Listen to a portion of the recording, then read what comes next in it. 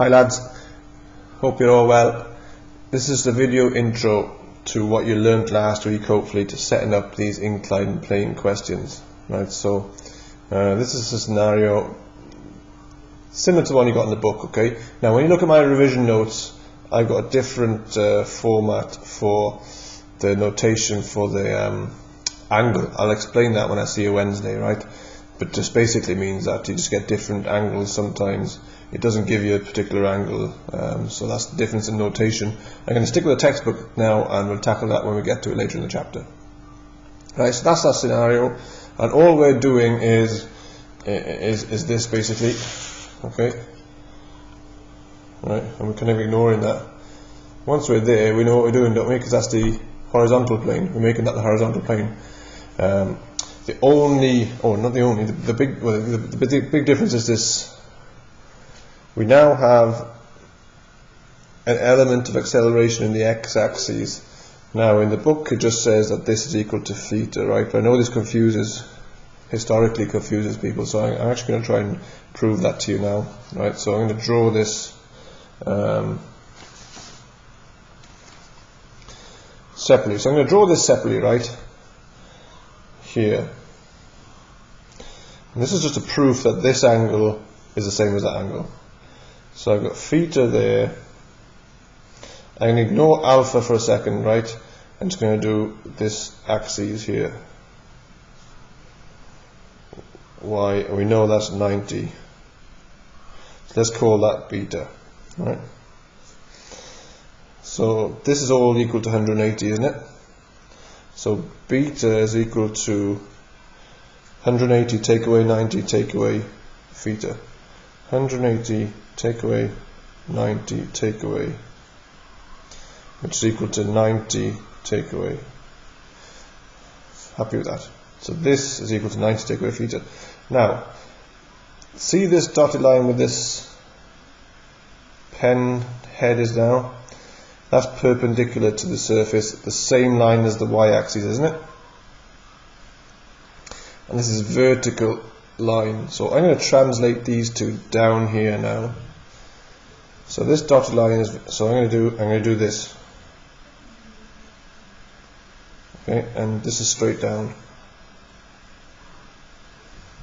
And this is the angle we're interested in. So we want to show this is equal to that basically, right? So I can label this as beta, opposite angles. Okay, opposite angles.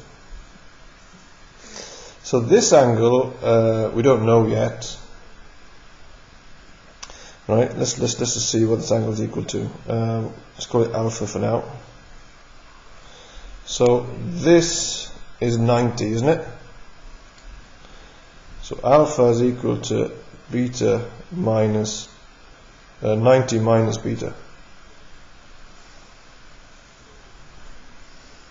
That's equal to 90 take. So if that was 50, this will be 40. 90 take away, yeah.